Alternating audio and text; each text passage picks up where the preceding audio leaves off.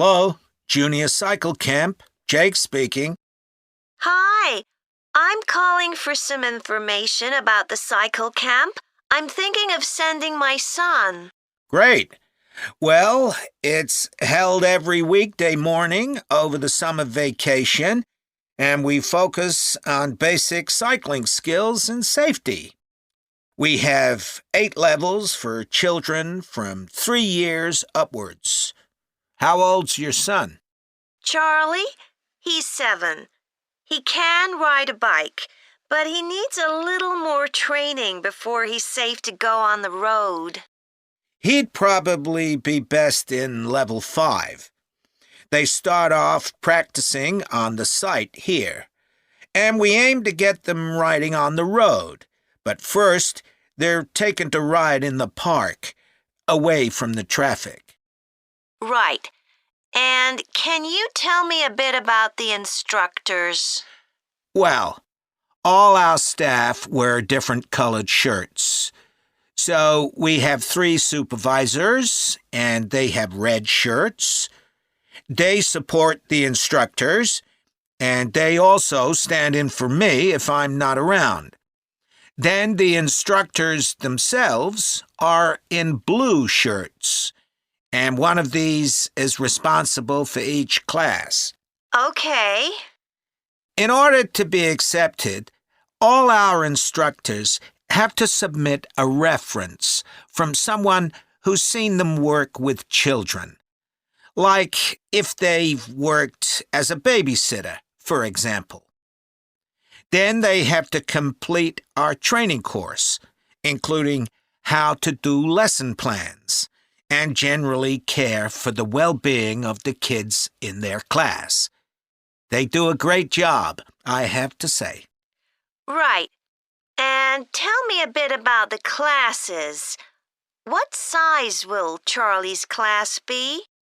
We have a limit of 8 children in each class, so their instructor really gets to know them well. They're out riding most of the time, but they have quiet times too, where their instructor might tell them a story that's got something to do with cycling, or get them to play a game together. It's a lot of fun. It must be. Now, what happens if there's rain? Do the classes still run? Oh, yes. We don't let that put us off. We just put on our waterproofs and keep cycling. Is there anything special Charlie should bring along with him? Well, maybe some spare clothes, especially if the weather's not so good. And a snack for break time? How about a drink? No, we'll provide that.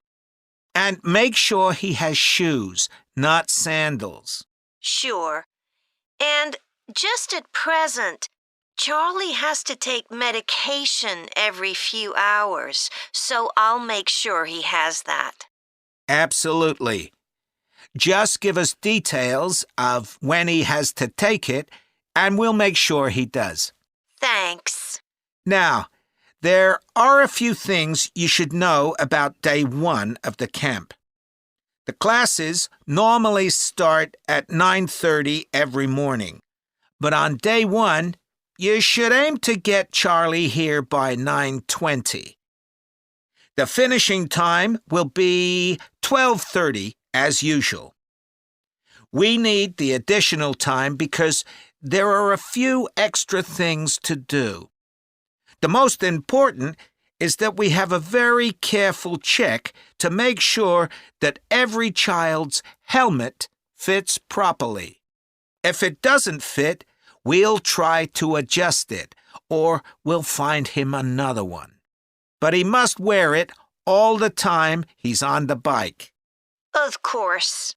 Then, after that, all the instructors will be waiting to meet their classes, and they'll meet up in the tent. You can't miss it, and each instructor will take their class away and get started. Okay. Well, that all sounds good. Now, can you tell me how much the camp costs a week? $199. We've managed to keep the price more or less the same as last year. It was $190 then. But the places are filling up quite quickly. Right. Okay, well, I'd like to book for the... Hello everyone, my name's Megan Baker and I'm a recruitment consultant at AVT Recruitment Specialists. Now, our company specialises in positions that involve working in the agriculture and horticulture sectors, so that's fresh food production, garden and park maintenance and so on. And these sectors do provide some very special career opportunities.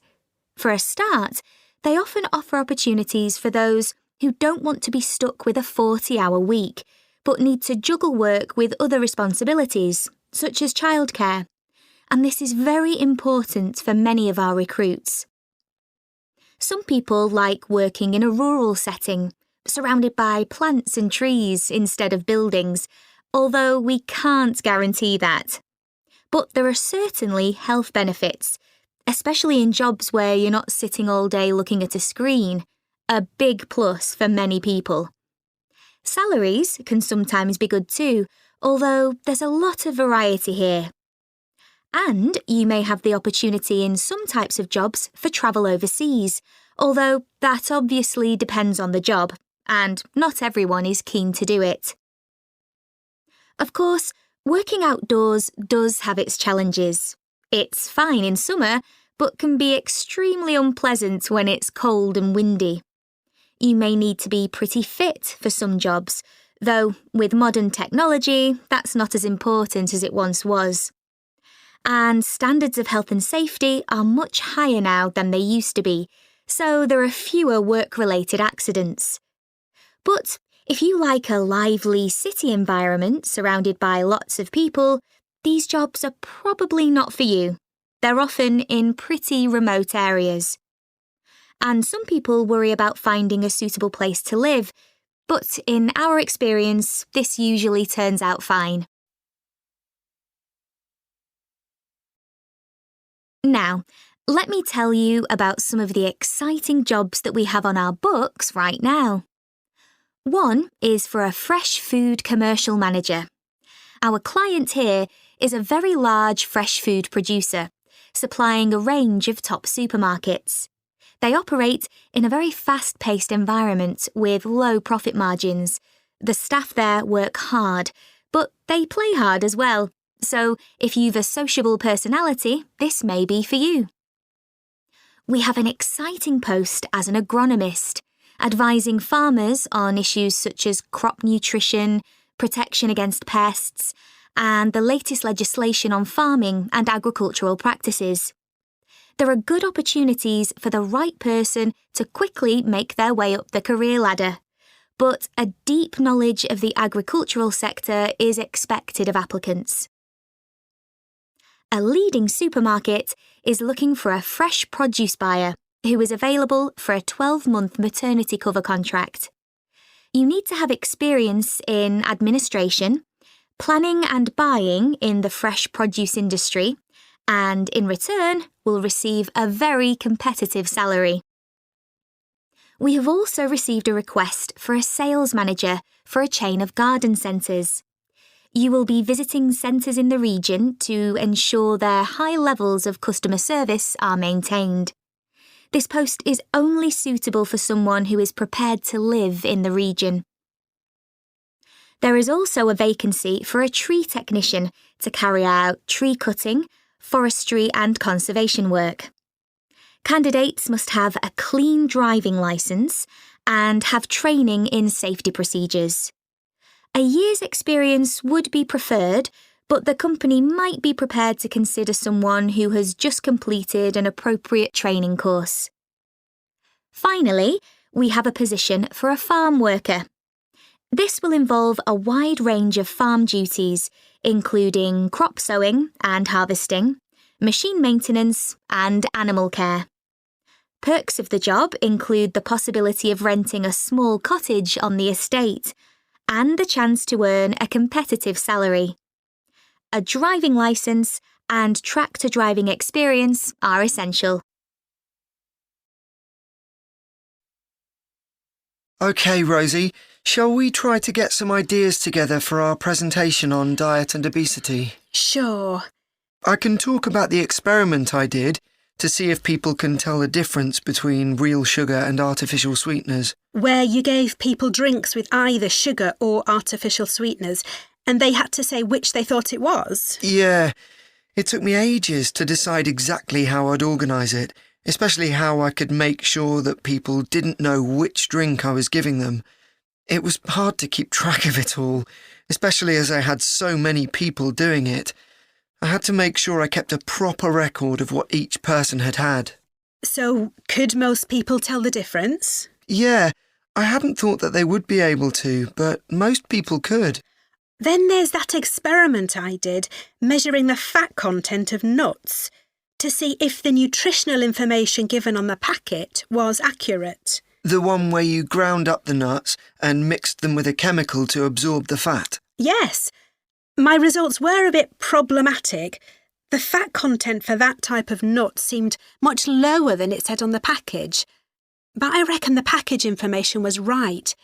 I think I should probably have ground up the nuts more than I did. It's possible that the scales for weighing the fat weren't accurate enough too. I'd really like to try the experiment again sometime. So what can we say about helping people to lose weight? There's a lot we could say about what restaurants could do to reduce obesity. I read that the items at the start of a menu and the items at the end of a menu are much more likely to be chosen than the items in the middle. So, if you put the low-calorie items at the beginning and end of the menu, people will probably go for the food with fewer calories without even realising what they're doing. I think food manufacturers could do more to encourage healthy eating. How? Well, when manufacturers put calorie counts of a food on the label, they're sometimes really confusing, and I suspect they do it on purpose, because food that's high in calories tastes better, and so they'll sell more. Yeah, so if you look at the amount of calories in a pizza, they'll give you the calories per quarter pizza, and you think, oh, that's not too bad. But who's going to eat a quarter pizza? Exactly. I suppose another approach to this problem is to get people to exercise more. Right. In England, the current guidelines offer at least 30 minutes of brisk walking 5 days a week. Now, when you ask them, about 40% of men and 30% of women say they do this. But when you objectively measure the amount of walking they do with motion sensors, you find that only 6% of men and 4% of women do the recommended amount of exercise. So you can see why obesity is growing. So how can people be encouraged to take more exercise? Well, for example, think of the location of stairs in a train station. If people reach the stairs before they reach the escalator when they're leaving the station, they're more likely to take the stairs. And if you increase the width of the stairs, you'll get more people using them at the same time. It's an unconscious process and influenced by minor modifications in their environment. Right. And it might not be a big change, but if it happens every day, it all adds up. Yes, but actually, I'm not sure if we should be talking about exercise in our presentation. Well, we've done quite a bit of reading about it. I know, but it's going to mean we have a very wide focus, and our tutor did say that we need to focus on causes and solutions in terms of nutrition. Oh, I suppose so. And we've got plenty of information about that. OK, well, that will be simpler. So, what shall we do now? We've still got half an hour before our next lecture. Let's think about what we're going to include and what will go where. Then we can decide what slides we need. OK, fine. Good morning, everyone.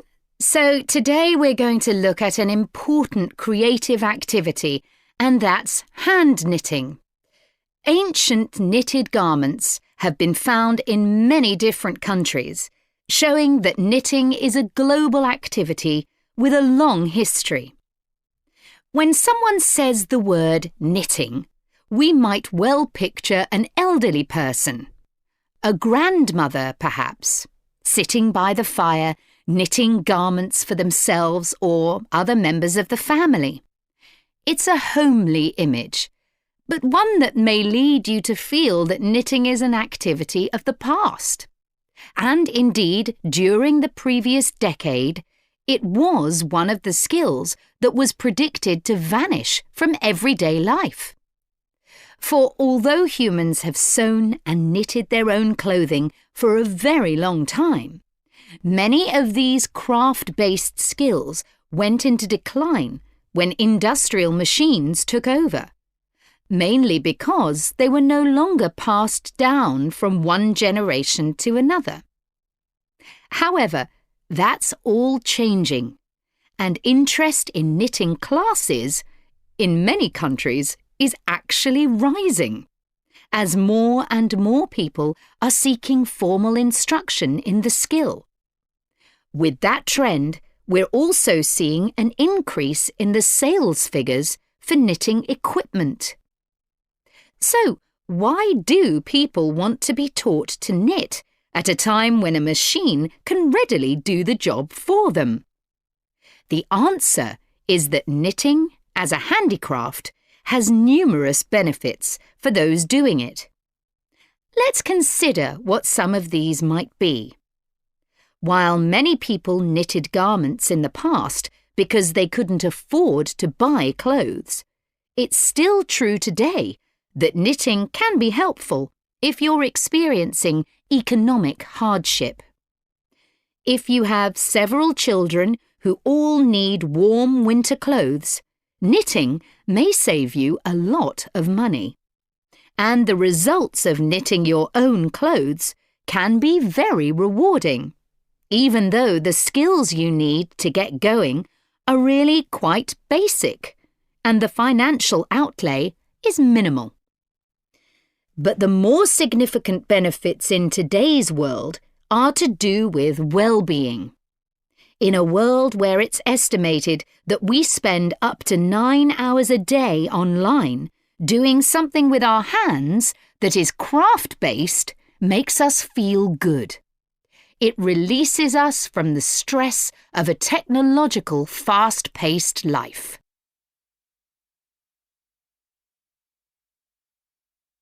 Now, let's look back a bit to early knitting activities. In fact, no one really knows when knitting first began, but archaeological remains have disclosed plenty of information for us to think about. One of the interesting things about knitting is that the earliest pieces of clothing that have been found suggest that most of the items produced were round rather than flat. Discoveries from the 3rd and 4th centuries in Egypt show that things like socks and gloves that were needed to keep hands and feet warm were knitted in one piece using 4 or 5 needles. That's very different from most knitting patterns today, which only require 2. What's more, the very first needles people used were hand-carved out of wood and other natural materials, like bone, whereas today's needles are largely made of steel or plastic and make that characteristic clicking sound when someone's using them. Ancient people knitted using yarns made from linen, hemp, cotton, and wool, and these were often very rough on the skin. The spinning wheel, which allowed people to make finer yarns and produce much greater quantities of them, led to the dominance of wool in the knitting industry, often favoured for its warmth. Another interesting fact about knitting is that because it was practised in so many parts of the world, for so many purposes, regional differences in style developed. This visual identity has allowed researchers to match bits of knitted clothing that have been unearthed over time to the region from which the wearer came, or the job that he or she did. As I've mentioned, knitting offered people from poor communities a way of making extra money while doing other tasks. For many centuries, it seems, men, women and children took every opportunity to knit, for example, while watching over sheep, walking to market, or riding in boats. So, let's move on to take... Hello? Oh, hello. I was hoping to speak to Jack Fitzgerald about renting a cottage. I'm his wife Shirley and we own the cottages together, so I'm sure I can help you. Great. My name's Tom. Some friends of ours rented Granary Cottage from you last year and they thought it was great. So my wife and I are hoping to come in May for a week. What date did you have in mind? The week beginning the 14th, if possible. I'll just check. I'm sorry, Tom, it's already booked that week. It's free the week beginning the 28th, though, for 7 nights. In fact, that's the only time you could have it in May. Oh, well, we could manage that, I think. We'd just need to change a couple of things. How much would it cost? That's the beginning of high season, so it'd be £550 for the week. Ah, that's a bit more than we wanted to pay, I'm afraid. We've budgeted up to £500 for accommodation. Well, we've just finished converting another building into a cottage, which we're calling Cherville Cottage. Sorry, what was that again? Cherville. C-H-E-R-V for Victor, I-L. Oh, that's a herb, isn't it? That's right. It grows fairly wild around here. You could have that for the week you want for £480. OK, so could you tell me something about it, please? Of course. The building was built as a garage. It's a little smaller than Granary Cottage. So that must sleep 2 people as well. That's right. There's a double bedroom. Does it have a garden? Yes, you get to it from the living room through French doors, and we provide 2 deck chairs. We hope to build a patio in the near future, but I wouldn't like to guarantee it'll be finished by May. OK. The front door opens onto the old farmyard, and parking isn't a problem. There's plenty of room at the front for that. There are some trees and potted plants there. Before you hear the rest of the conversation, you have some time to look at questions 7 to 10.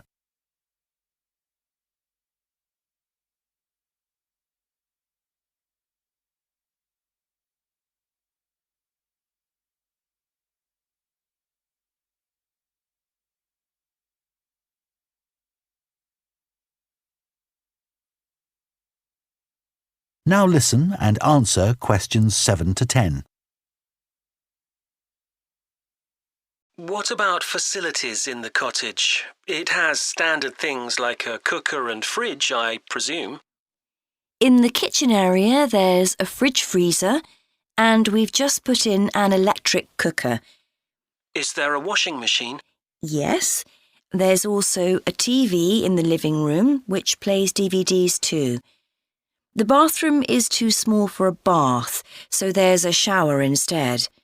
I think a lot of people prefer that nowadays anyway. It's more environmentally friendly, isn't it? Unless you spend half the day in it. Exactly. What about heating? It sometimes gets quite cool at that time of year. There's central heating, and if you want to light a fire, there's a stove. We can provide all the wood you need for it. It smells so much nicer than coal, and it makes the room very cosy. We've got one in our own house. That sounds very pleasant. Perhaps we should come in the winter to make the most of it. Yes, we find we don't want to go out when we've got the fire burning. There are some attractive views from the cottage which I haven't mentioned. There's a famous stone bridge. It's one of the oldest in the region, and you can see it from the living room. It isn't far away. The bedroom window looks in the opposite direction and has a lovely view of the hills and the monument at the top. Well, that all sounds perfect. I'd like to book it, please. Would you want a deposit? Yes, we ask for 30% to secure your booking, so that'll be £144. And when would you like the rest of the money? You're coming in May, so the last day of March, please. Fine. Excellent.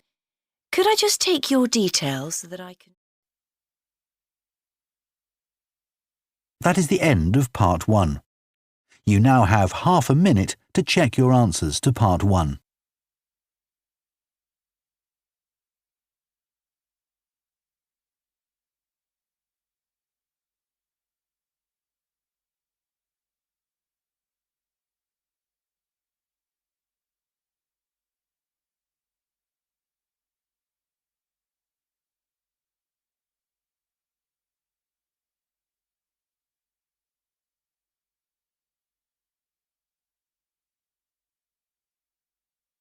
Part 2. You will hear a town councillor reporting on the local transport network and a recreation facility. First, you have some time to look at questions 11 to 14.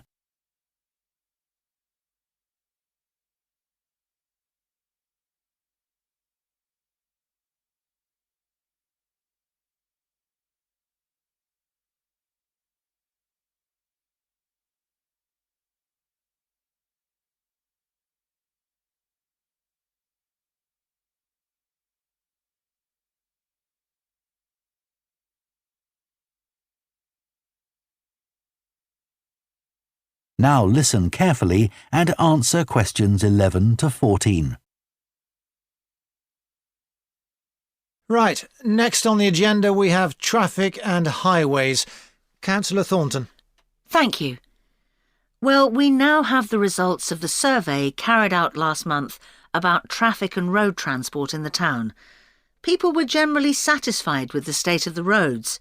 There were 1 or 2 complaints about potholes, which will be addressed, but a significant number of people complained about the increasing number of heavy vehicles using our local roads to avoid traffic elsewhere. We'd expected more complaints by commuters about the reduction in the train service, but it doesn't seem to have affected people too much. The cycle path that runs alongside the river is very well used by both cyclists and pedestrians since the surface was improved last year. But overtaking can be a problem, so we're going to add a bit on the side to make it wider. At some stage, we'd like to extend the path so that it goes all the way through the town, but that won't be happening in the immediate future. The plans to have a pedestrian crossing next to the post office have unfortunately had to be put on hold for the time being. We'd budgeted for this to be done this financial year, but then there were rumours that the post office was going to move, which would have meant there wasn't really a need for a crossing. Now they've confirmed that they're staying where they are, but the Highways Department have told us that it would be dangerous to have a pedestrian crossing where we'd originally planned it, as there's a bend in the road there, so that'll need some more thought. On Station Road, near the station and level crossing, drivers can face quite long waits if the level crossing's closed, and we've now got signs up requesting them not to leave their engines running at that time. This means pedestrians waiting on the pavement to cross the railway line don't have to breathe in car fumes. We've had some problems with cyclists leaving their bikes chained to the railings outside the ticket office, but the station has agreed to provide bike racks there. Before you hear the rest of the talk, you have some time to look at questions 15 to 20.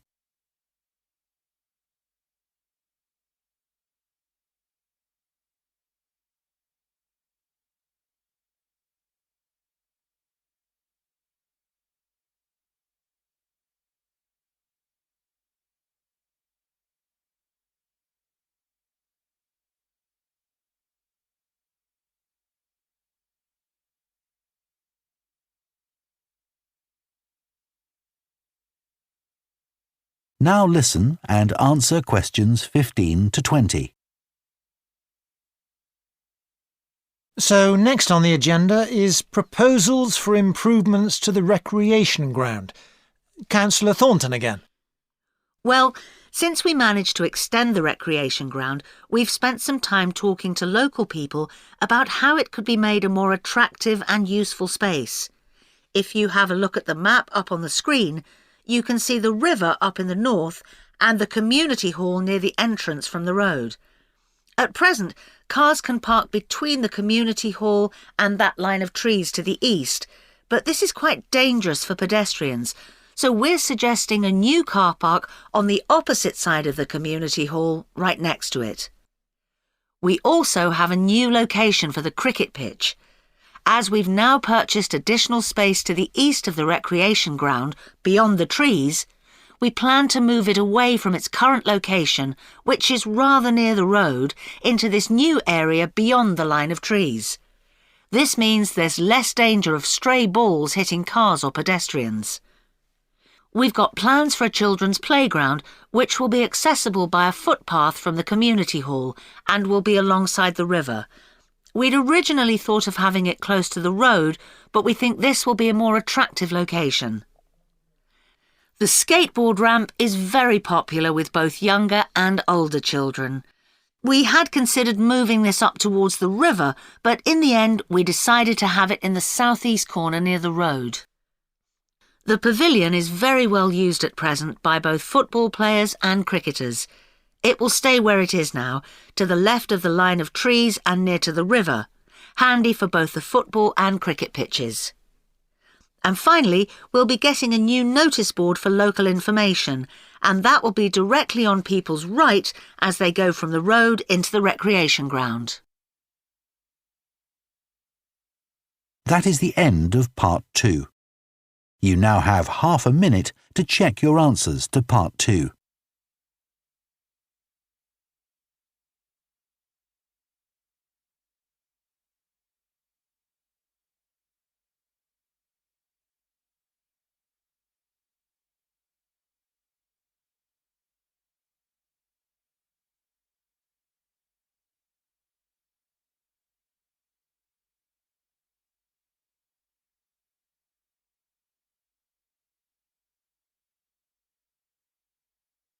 Part 3.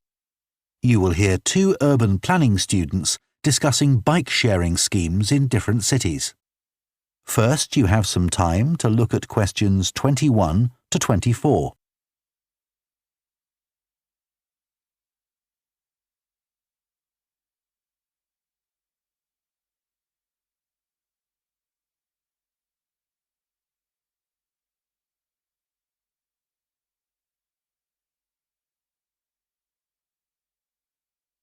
Now listen carefully and answer questions 21 to 24. Now that we've done all the research into bike-sharing schemes in cities around the world, we need to think about how we're going to organise our report. Right. I think we should start by talking about the benefits. I mean, it's great that so many cities have introduced these schemes where anyone can pick up a bike from dozens of different locations and hire it for a few hours. It makes riding a bike very convenient for people. Yes, but the costs can add up, and that puts people on low incomes off in some places. I suppose so. But if it means more people in general are cycling rather than driving, then because they're increasing the amount of physical activity they do, it's good for their health. OK, but isn't that of less importance? I mean, doesn't the impact of reduced emissions on air pollution have a more significant effect on people's health? Certainly in some cities, bike sharing has made a big contribution to that, and also helped to cut the number of cars on the road significantly. Which is the main point. Exactly. But I'd say it's had less of an impact on noise pollution because there are still loads of buses and lorries around. Right. Shall we quickly discuss the recommendations we're going to make? In order to ensure bike-sharing schemes are successful? Yes. OK. Well, while I think it's nice to have really state-of-the-art bikes with things like GPS, I wouldn't say they're absolutely necessary. But some technical things are really important, like a fully functional app, so people can make payments and book bikes easily. Places which haven't invested in that have really struggled. Good point. Some people say there shouldn't be competing companies offering separate bike-sharing schemes, but in some really big cities, competition's beneficial. And anyway, one company might not be able to manage the whole thing. Right. Deciding how much to invest is a big question. Cities which have opened loads of new bike lanes at the same time as introducing bike-sharing schemes have generally been more successful. But there are examples of successful schemes where this hasn't happened. What does matter, though, is having a big publicity campaign. Definitely. If people don't know how to use the scheme or don't understand its benefits, they won't use it. People need a lot of persuasion to stop using their cars. Before you hear the rest of the discussion, you have some time to look at questions 25 to 30.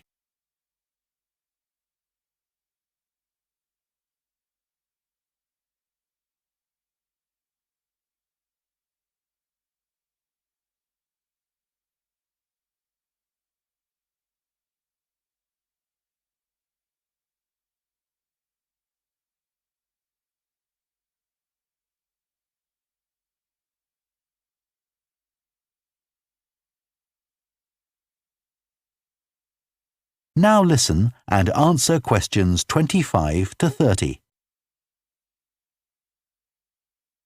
Shall we look at some examples now and say what we think is good or bad about them? I suppose we should start with Amsterdam, as this was one of the first cities to have a bike-sharing scheme. Yes, there was already a strong culture of cycling here. In a way, it's strange that there was such a demand for bike sharing, because you'd have thought most people would have used their own bikes. And yet it's one of the best used schemes. Dublin's an interesting example of a success story. It must be because the public transport system's quite limited. Not really.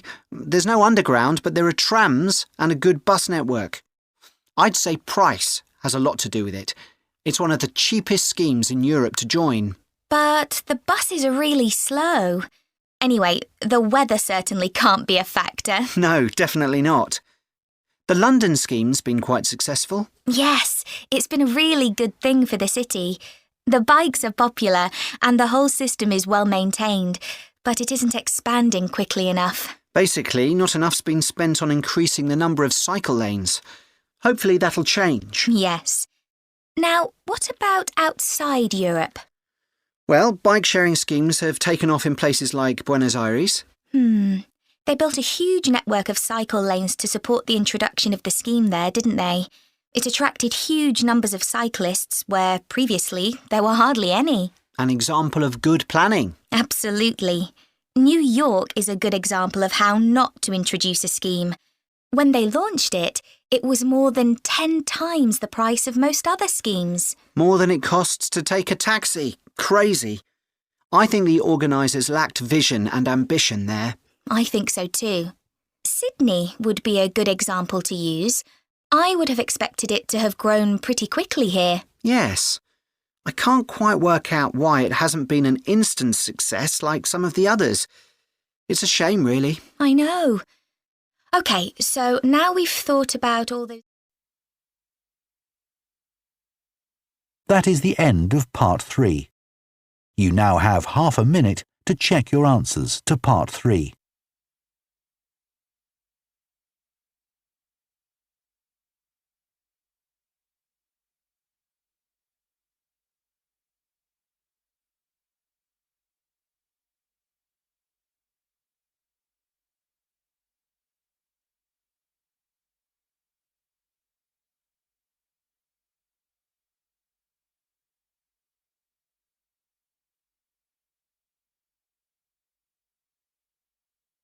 Part 4.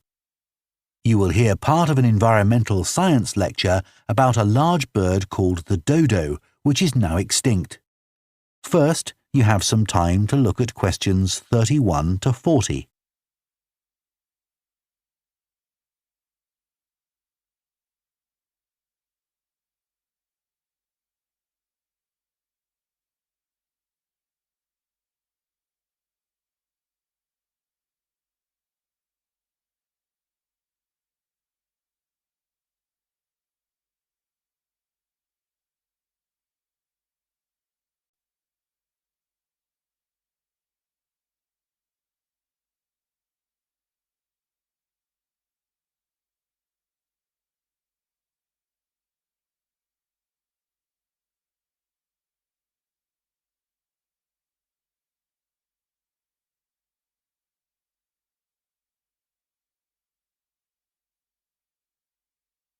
Now listen carefully and answer questions 31 to 40. One of the most famous cases of extinction is that of a bird known as the dodo. In fact, there's even a saying in English, as dead as the dodo, used to refer to something which no longer exists. But for many centuries, the dodo was alive and well, although it could only be found in one place, the island of Mauritius in the Indian Ocean.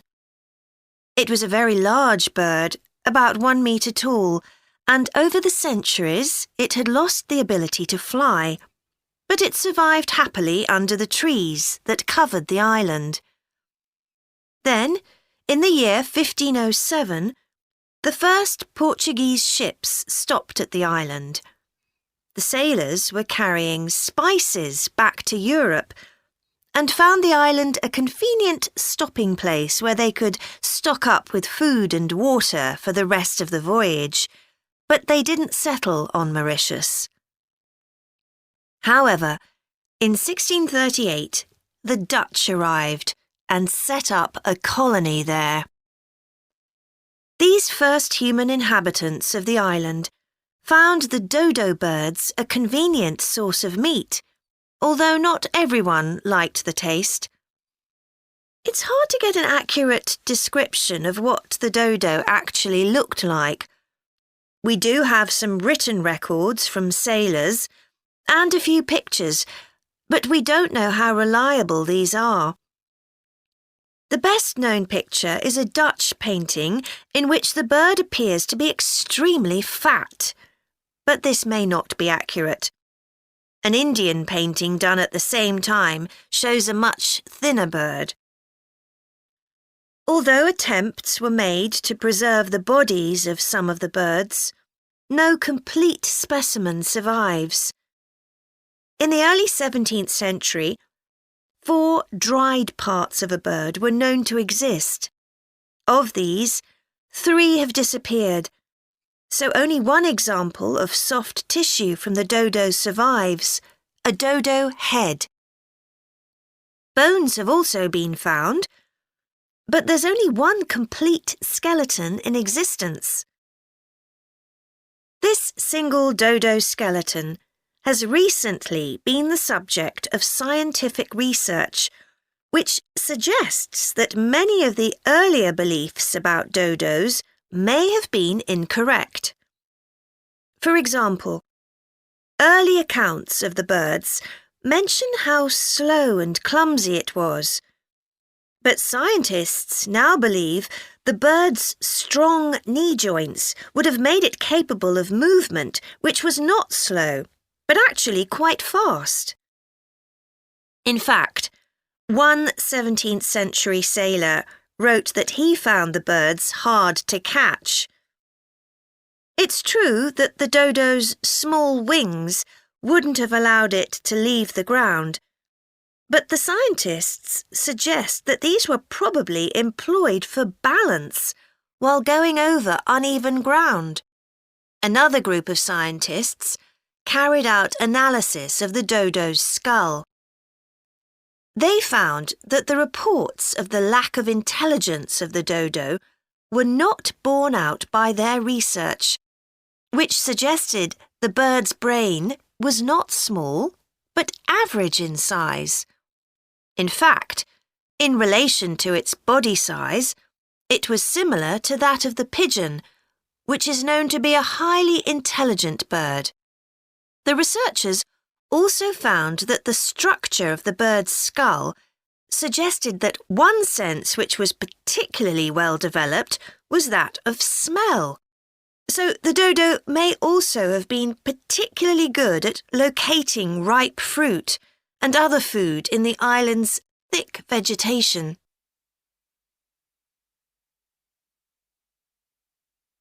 So it looks as if the dodo was better able to survive and defend itself than was originally believed. Yet, less than 200 years after Europeans first arrived on the island, they had become extinct. So what was the reason for this? For a long time, it was believed that the dodos were hunted to extinction. But scientists now believe the situation was more complicated than this. Another factor may have been the new species brought to the island by the sailors. These included dogs, which would have been a threat to the dodos, and also monkeys, which ate the fruit that was the main part of the dodos' diet. These were brought to the island deliberately.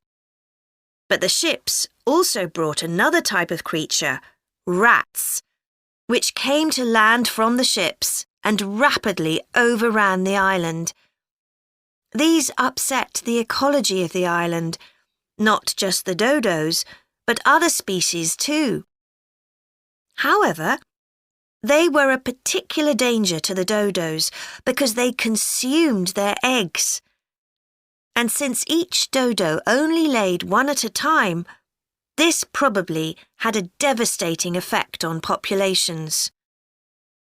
However, we now think that probably the main cause of the bird's extinction was not the introduction of non-native species, but the introduction of agriculture. This meant that the forest that had once covered all the island and that had provided a perfect home for the dodo was cut down so that crops such as sugar could be grown. So, although the dodo had survived for thousands of years, suddenly it was gone.